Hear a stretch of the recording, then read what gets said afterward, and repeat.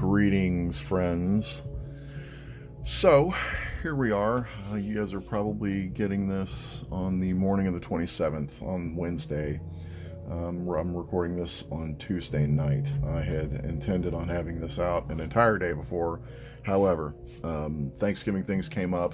I'm not particularly surprised because of the Mercury retrograde, and that's the chart that we've got up here. And you see the Mercury doesn't have a little R symbol on it because this is the minute that it stationed retrograde, actually. So it just stopped, right?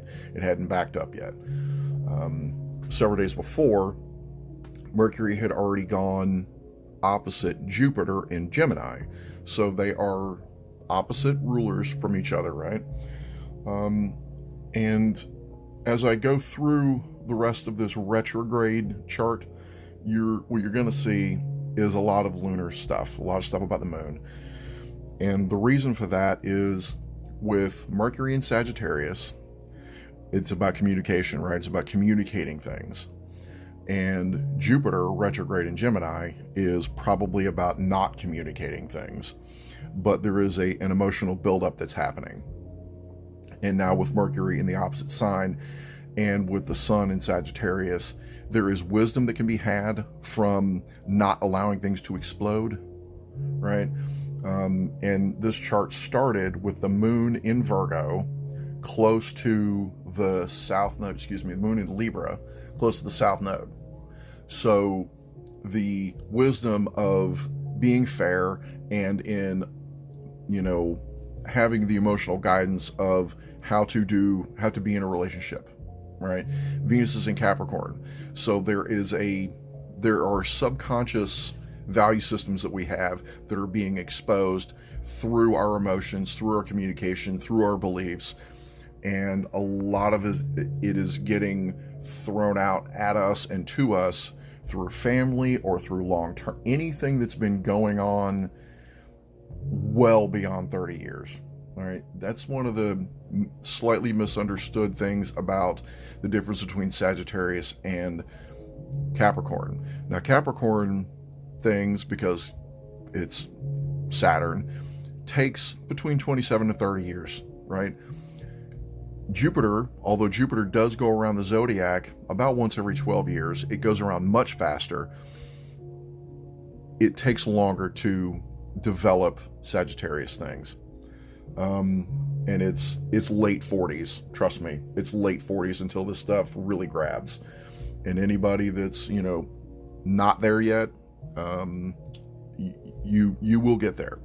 But the things that you keep working on it, and this is the other part of this. This is the opening shot here of this retrograde.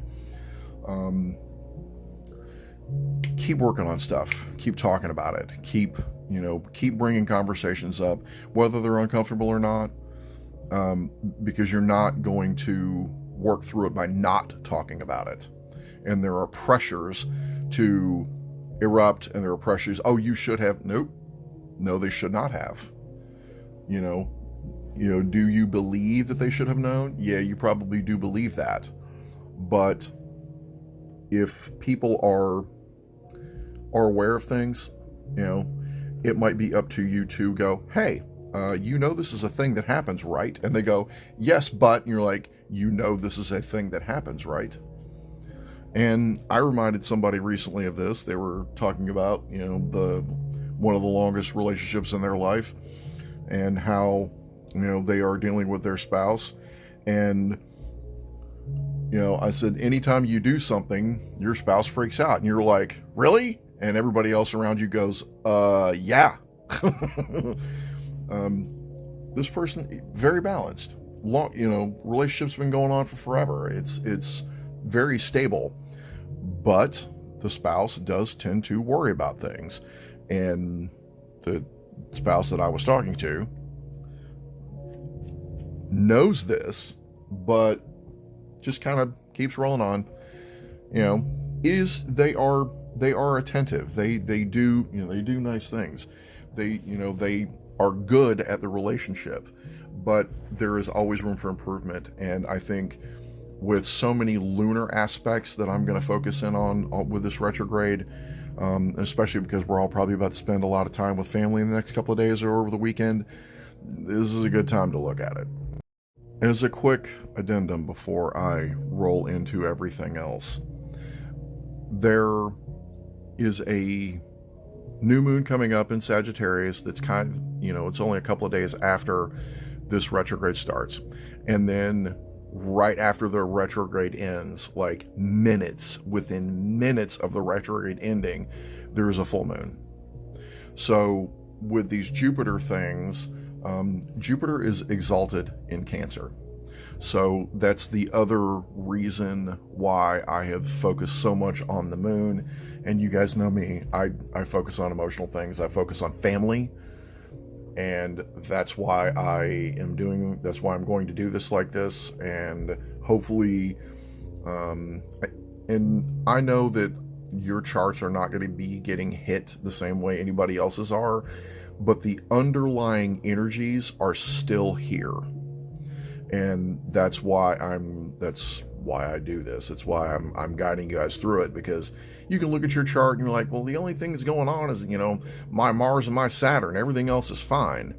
Meanwhile, in the regular transiting of, astrology, Mars is opposite Pluto. Jupiter's opposite Mercury. The sun is in trine to Neptune. So there's lots of other things going on. But for this, I'm going to focus almost solely on the moon, Mercury, and Jupiter. I am going to interject something because I hadn't thought about this and I need to. The chart for 2 o'clock in the afternoon on Thanksgiving, and I'm really hoping that you guys are going to listen to this. I might just fire this out as is and then follow up with the rest of it as a part 1, part 2. That way you can get some of this, at least Wednesday night or something before you go to bed. So we will have the moon in Libra, and that is coming into a square with Pluto that is in Aquarius, right? So normally, because Venus rules Libra, the moon is in a pretty good spot in Libra. And Libras are known nurturers, right? They are squishy in public. They are soft, right? Or they can learn to be soft. But more often than not, they're very direct. They can be very hard. Anybody with Libra placements, anybody with 7th house placements can be very aggressive with their relationships, or aggressive with the people, or go directly after relationships, or anything that's not fair, they're going to go straight after it. That's the kind of energy we've got going on here.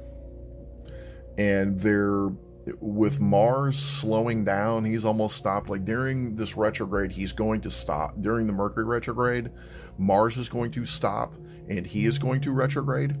I didn't focus on any of that because I'm not really, I could go into that later, but this is Mercury retrograde and about Thanksgiving. So, the other part of this is the way that I have this chart set up is an Aquarius chart. Now, this is a humanity chart. This is a chart for everybody, right? And the 9th house, which is where Libra is in relation to Aquarius, is about fairness, and it is about heritage.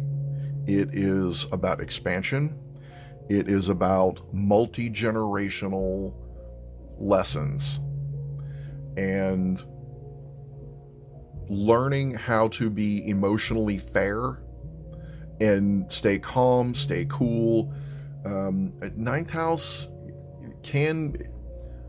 Sagittarius things can be political, can be about, it's more about opinions. It's about what your opinion is about what is fair, right? It's about what your opinion about your relationships is, your beliefs about your relationships. It doesn't be your relationship with, like I say all the time, how much coffee you drink and how much turkey you're going to eat on Thanksgiving. And again, this chart is for 2 p.m. So this is right about the time a lot of people are about to eat, or they already did. It usually, maybe some prep is still going on, but the moon at 27 degrees, later on, it is going to kick over in a Scorpio. So later on in the evening, it will be, but not yet. So you have to be chill, be cool, right? Jupiter is also backing up into a square with Saturn, and it comes up later on. And Mercury, again, it is retrograde, and he's backing up, and he's going to back up into an opposition. So there's stress and strain there. The Sun is in a rough kind of square with Saturn, 6 degrees to 12 degrees. Saturn's big, right? That's definitely not outside of realms there. But he's moving forward. Now, the Sun is moving fast, and he's going to catch up. And there is going to be, a square there. But Pisces is about making connection, letting it go, being stable, right? Saturn in Pisces is basically the mind of Capricorn observing itself. It is thinking about what it's doing. You're like, what am I doing? What is this working or not? Right? So and I'll just go ahead and throw this out on the floor. Bringing up politics on, at Thanksgiving this year is the worst year probably that has been in many a year to bring this up. And it doesn't matter what your social politics are. Probably just best to hang out with these folks. Unless you know that you are an absolute homogenous group. And even then, you may discover that you have a heavy disagreement with somebody, and you might not even be thinking about it. You're like, I know this person. Me and this person, we're good to go. Me and my cousin, or me and my aunt, or me and my best friend, or whatever. And you will find out. This is some serious fuck around and find out vibes here, big time.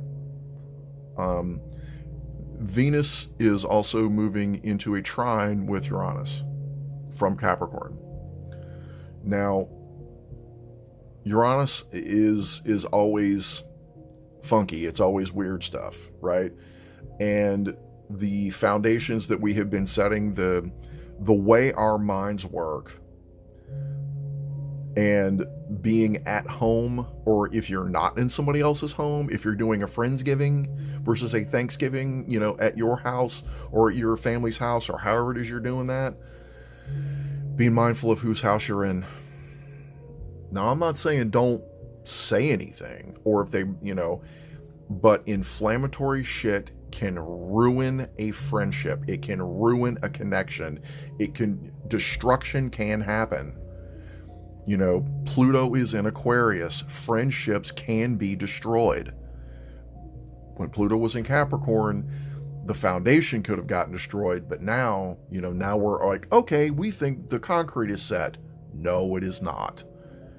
The form is set. The forms have been pulled off, and if you know anything about concrete, there is actually concrete inside the Hoover Dam that is not solid yet.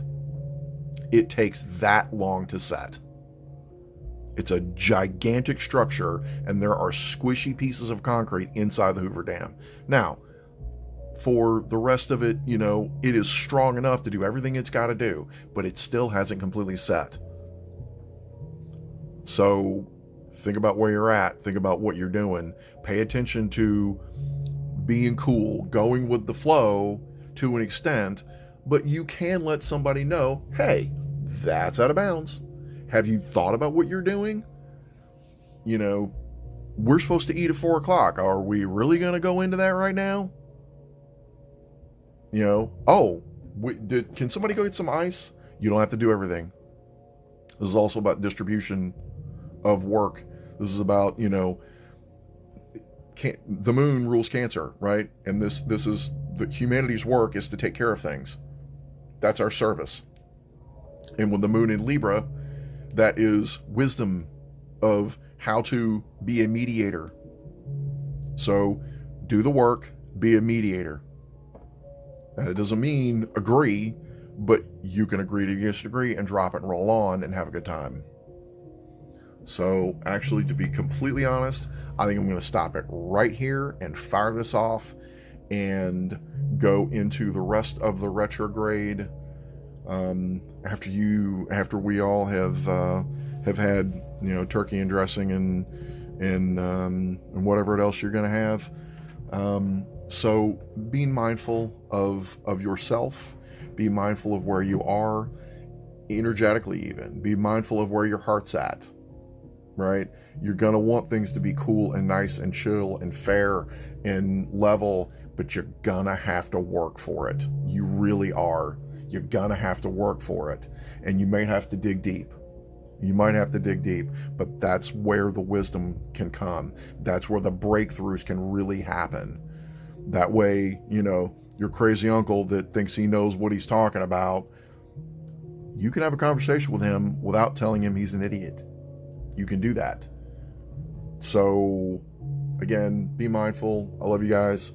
And have a nice Thanksgiving. And by the time you come back, I will have all of this Mercury retrograde stuff up. And it will give me some more time to let it soak. All right? Love you.